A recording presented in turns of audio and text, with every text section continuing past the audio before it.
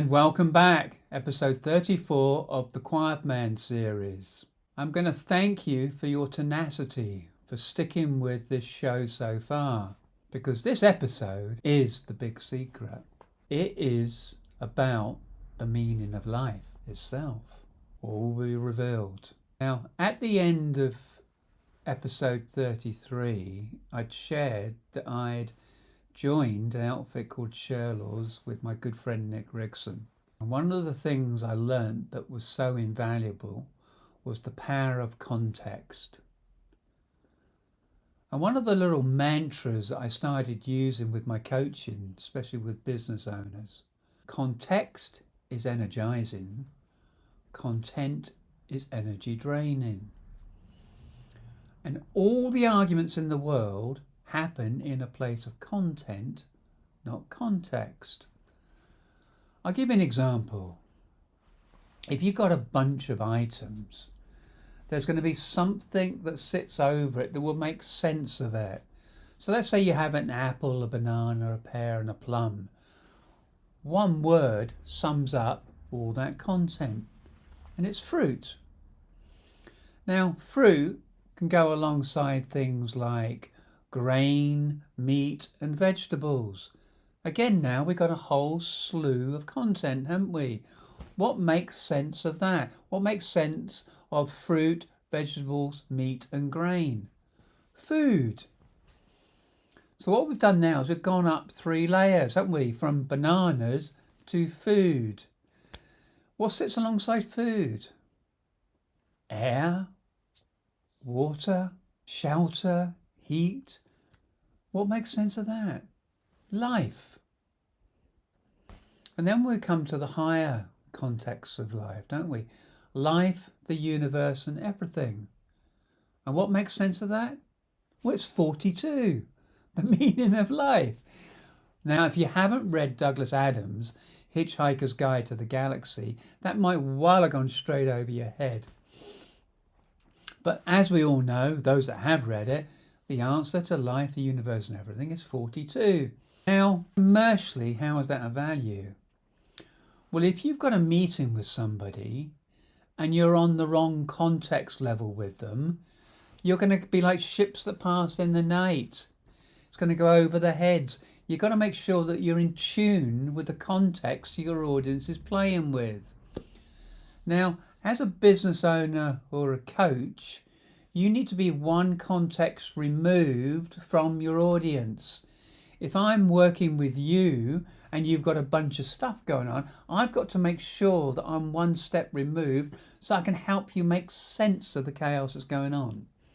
I'll give you an example.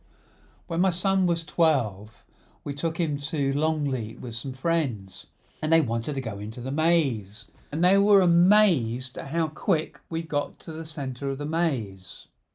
Why was that? Well, before we went in, we had to go into a shop and buy our tickets. And out of the corner of my eye, I noticed a postcard. So I bought it. And as they were wandering through the maze getting lost, I was keeping track of where we were because the postcard I picked up was an aerial photograph of the maze. So I had a map in my hand and I knew exactly where we were. We couldn't get lost.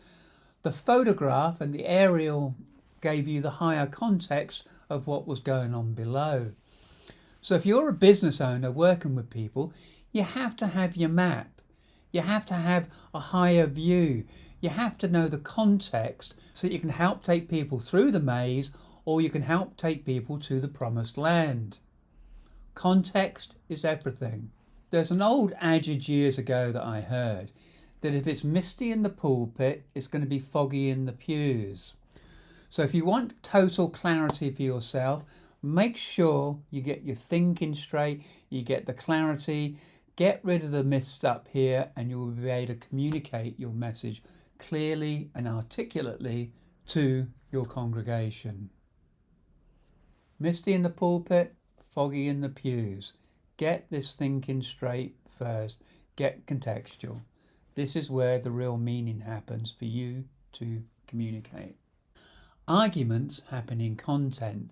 I'll give you an illustration. You come home one day, you've decided you want to go somewhere for holiday. You sit down, your partner's at the table, and you say, I want to go to South Africa this year for our holiday. She says, oh, I've been thinking about that too. I want to go to Paris. South Africa or Paris? Now what's happened is each of you have separately marshalled your arguments and got all the details on why you want to go to those places. And what happens is I take my position around South Africa, you take your position around Paris, and we end up in conflict. The argument is happening content. If we are both to take a step back and look at it and say, why do we want to go on holiday? Different question. If we both decide we want adventure, Paris or South Africa, what would pick South Africa? If we go, why? Oh, romance, we'll go to Paris. Context provides clarity, and all arguments happen when you get an or in the equation.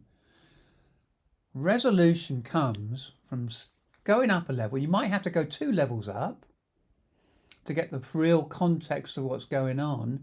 And when you have a context, it unifies and the ors become ands.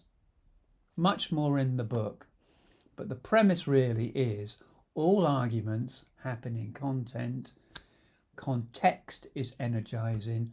Context gives you the meaning in a life, and the answer to that is 42. So if you've liked this, give it the thumbs up, share it, please comment on it, and I look forward to seeing you tomorrow for episode 35. Thank you very much.